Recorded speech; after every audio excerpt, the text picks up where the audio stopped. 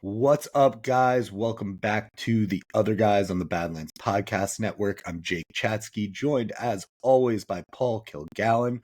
Paul, last week we were doing a mailbag, and we said, we got one more week till football. Football's right around the corner. Little did we know that by the end of that episode, we would have a ton of Jets news to talk about. So we're going to recap get into our actual reactions as well as everything we missed in a busy week of Jets football. But Paul, how you doing? I'm good, man. Not only did we get a bunch of news last week, but it was all good news, and we get to head into camp with zero drama and just kind of hanging out. I think that's like the theme I've been hearing the last week is like, oh my God, the Jets are just normal going into camp. Nobody's holding out. Nobody's being weird. Nobody's unexpectedly on the PUP list. Like, it's just kind of all good, which is beautiful. Yeah, the Jets are doing things that a normal football organization would do, which is very anti-Jets, which I will say, all the backhanded compliments from the national media of we've been talking about the Jets as a disaster and look at how normal they're being. Those do sting. I'm not going to lie. They sting a little bit. They're not wrong. They sting. But we'll get into everything. We got some contract numbers to discuss. We got some predictions to make about where this team is going. But before we get into that, uh, I am joined, as always, by you. That is no longer going to be the case for you. Not that you haven't been on a million shows across the Badlands Podcast Network already. But, Paul, you got a new show coming out tomorrow on the Badlands Podcast Network, Jet Heads with you and Meegs. For the people who don't know or who didn't realize that the show was dropping tomorrow, why don't you give them a little preview of what to expect and where they can find you guys? Yeah, absolutely. Just to be clear, the other guys is not going anywhere. I still No, get to hang out with you once a week, but of course not. so Meegs and I, we wanted to give Meegs a vehicle to be on weekly other than draft season, right? And hopefully draft season doesn't start in October this year. So what Jet Heads is the idea here is that like Meegs and I, we have a lot in common.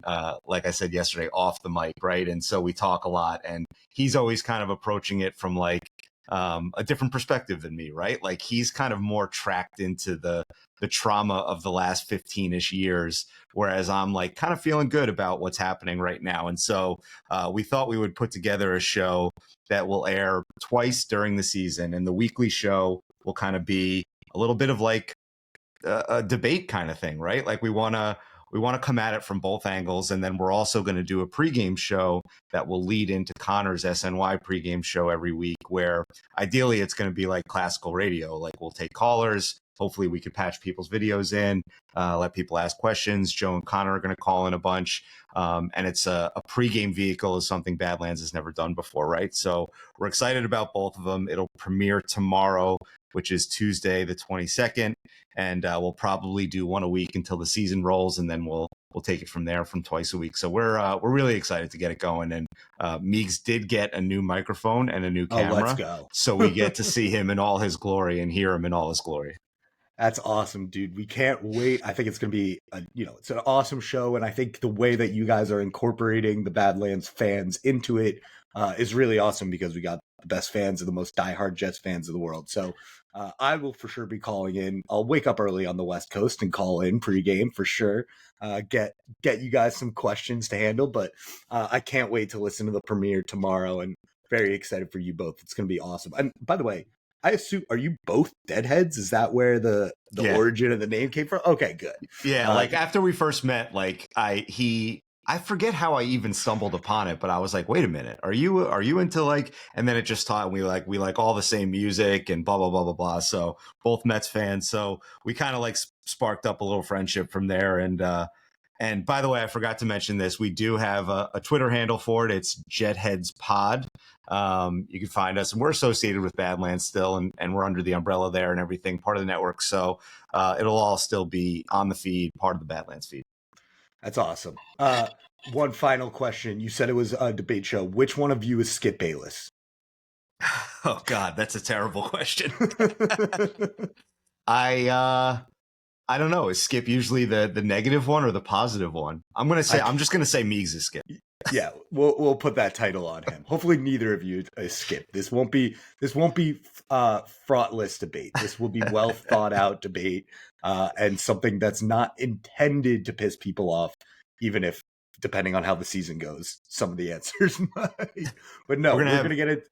We're gonna have Meigs' girlfriend like filming him throwing out jerseys after games and stuff. With a dick level microwave. Yeah. All right, let's get into some positive news.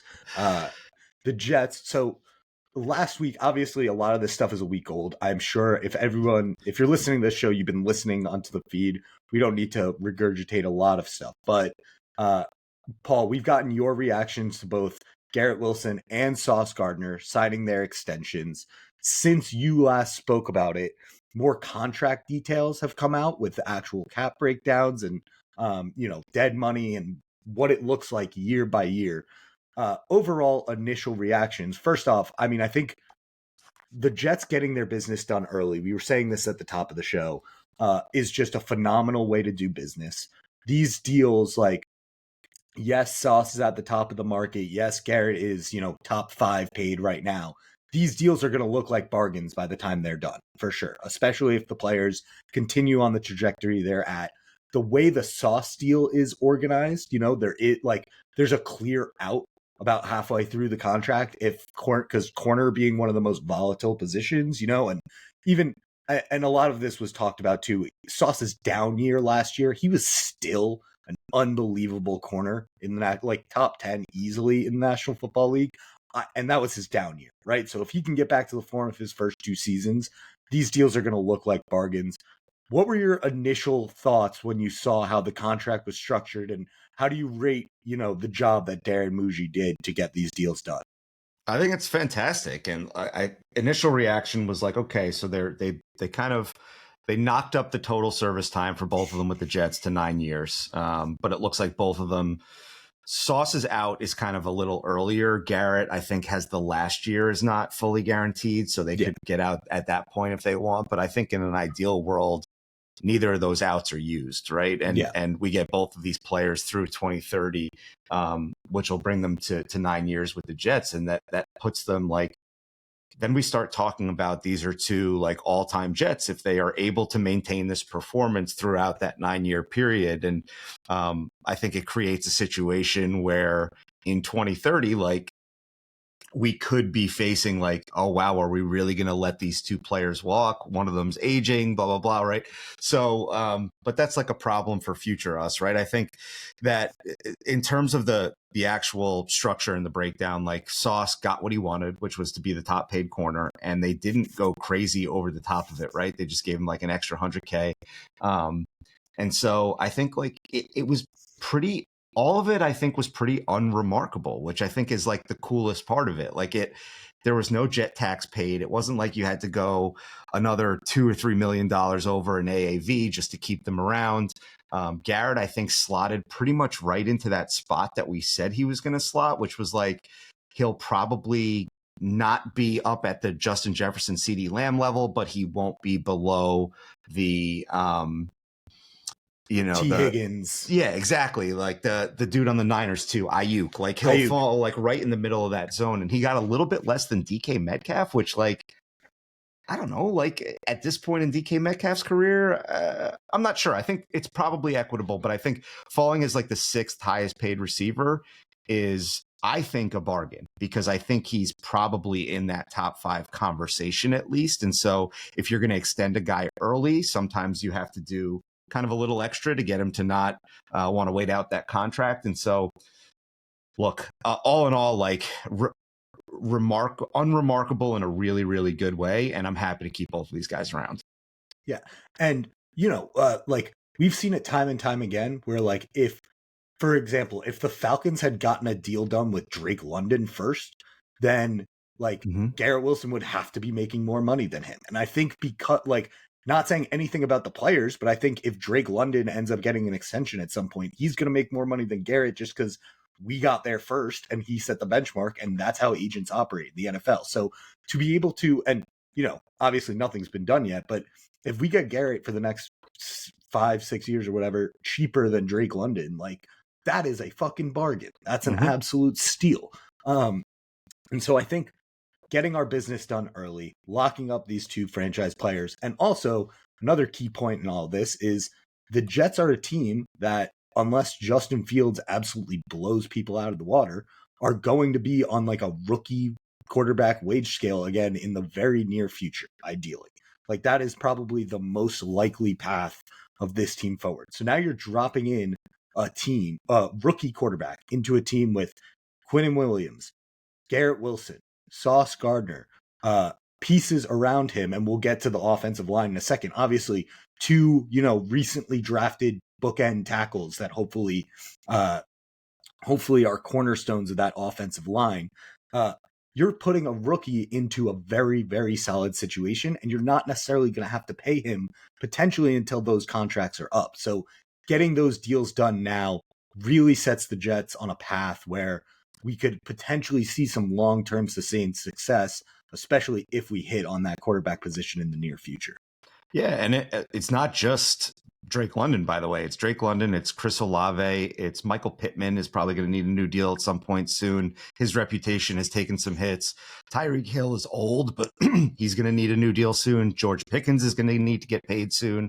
So like there's a probably 5 or 6 wide receivers across the league who are going to get contracts that are going to be up in that tier soon. And we're going to be more affordable than probably all of them, likely. So It's a great spot to be. And by the way, of that cluster of people you just named, there's not a single guy I'd want to take over Garrett of any 100%, of them. Like 100% agree.